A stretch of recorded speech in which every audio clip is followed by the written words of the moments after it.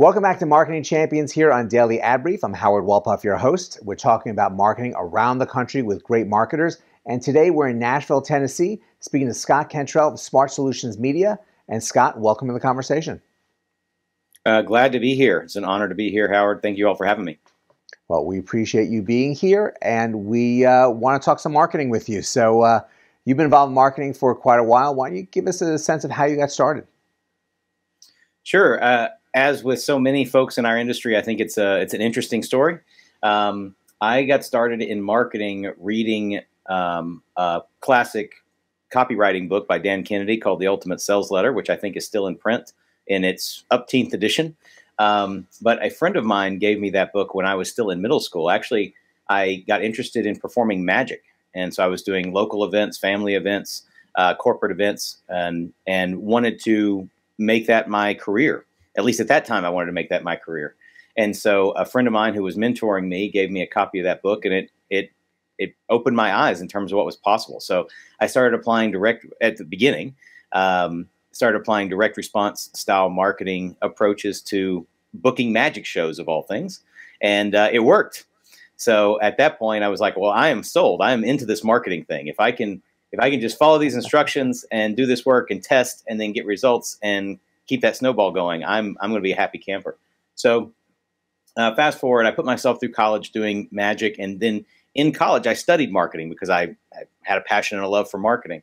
So I started doing a lot of professional speaking, incorporating marketing and sales principles into my presentations based on what I was learning and what I was applying.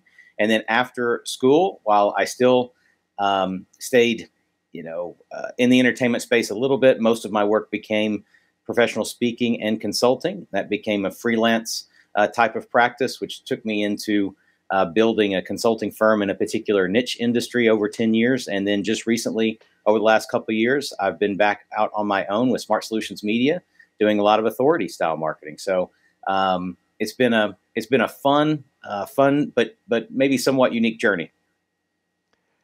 Well, the fun part is fantastic. Just enjoying what you do is really important, especially when it comes to marketing, and having great success with some direct marketing at a young age really can spark you into this wonderful industry that we work in.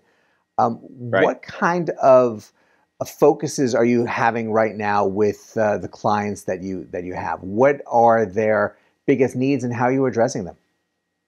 And it's a great question. So obviously, at the time of recording this, hopefully, knock on wood, we are coming through, getting toward the end of this global pandemic we've all been dealing with for nearly 2 years. And, I exited my previous company. It was just time for me to do my own thing again. There was nothing negative about that exit. It was very positive. But it was time for me to do my own thing again. I exited at the end of 19. Little did I know what 2020 had in store for the world. So starting my practice in January, it was like, okay, here we go, ground running. And then February, yes, traction. And then mid-March happened, and like brakes, applied, emergency brake pulled on the company. So I really had to get to a level of clarity and certainty around my plan and my path. I think a little bit earlier than I expected I would need to. And around the time that the pandemic happened, I was continuing to have conversations with prospective clients. And the thing that became abundantly clear at the beginning of the pandemic was it was a catalyzation of three needs. It was a catalyzation of a need or desire for clarity, a need or desire for confidence, and a need or desire for control.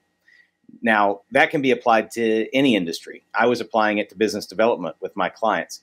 But I started realizing that those three things are always the key challenges. They're always in need. It's just they became catalyzed and a lot more enhanced and amplified during the pandemic, where those things were in short supply: clarity, confidence, and control.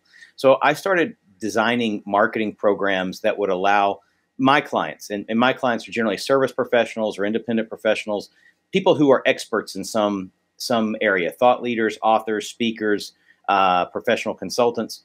That's generally who I serve. And so I began to develop marketing programs that would allow them to check off those three boxes. Is this clear? Do I understand it? Is Scott giving me a clear game plan? Number two, do I believe it'll work? Not just do I believe it'll work, but do I believe it'll work for me? That's the confidence piece. And then number three, control.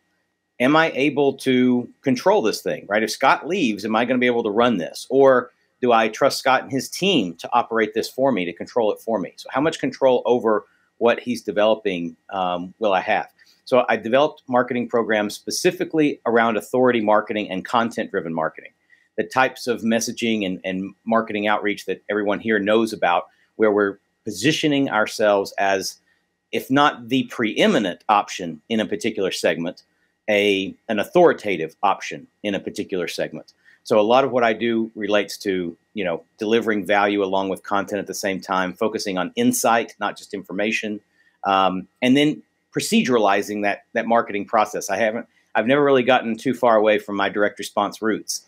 And so there's always a call to action embedded in those messaging campaigns that I work with my clients to create. But that's the main focus, is to give my clients clarity, confidence, and control around their business development strategy, make sure they have an understanding of what it is, why it works, and how it works. It's a really clear concept. I'm sure that they wrap their arms around quickly, and getting them to be that authority within their segments really is important for them to see the results coming in as well. And it's good that you are facilitating that for them. Over the next couple of years, things are obviously going to evolve. What do you see as some of the biggest changes within what you do with your clients that are important for them to keep their eye on?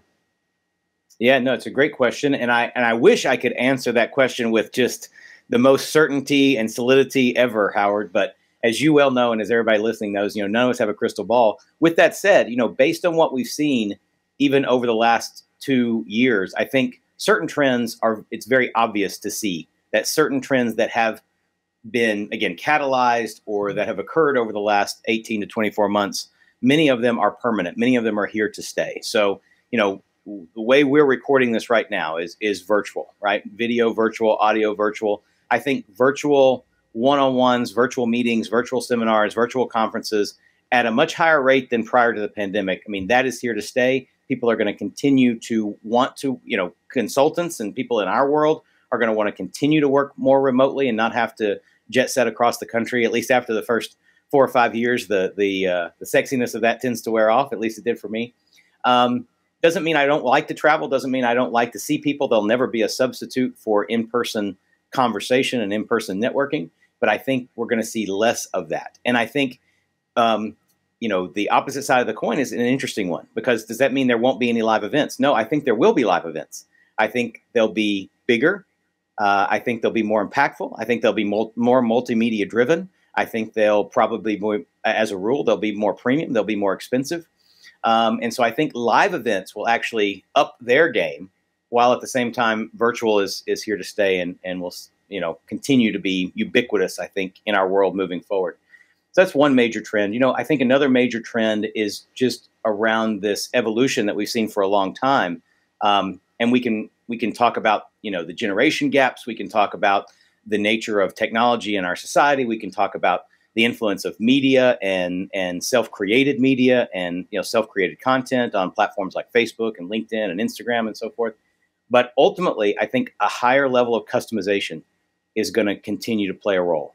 And that becomes and what I mean by that is, if someone's going to buy a product, a service, or engage in a solution, they want it to be for them. That's the expectation.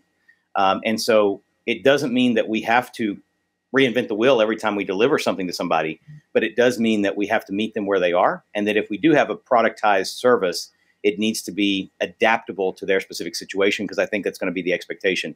No more fitting square pegs in round holes anymore. No more one size fits all type of marketing strategies anymore. So you may not need the crystal ball, because you really have set out a pretty good plan for the future, and definitely something for your clients to follow. And in this new virtual world that we've evolved in over the course of the last couple of years. So we appreciate you sharing that with us and everything that that you've accomplished over your career and everything you do with Smart Solutions Media. So thank you for joining us today. It was my pleasure, Howard. Glad to be here. And thank you all for joining us as well. Scott shares a lot of great insight into marketing, how he's focused on his clients, all the different needs that he's addressing. There's a lot more you can learn on Daily Ad Brief about Smart Solutions Media. But go ahead and have a great rest of today, and we'll see you next time on Marketing Champions.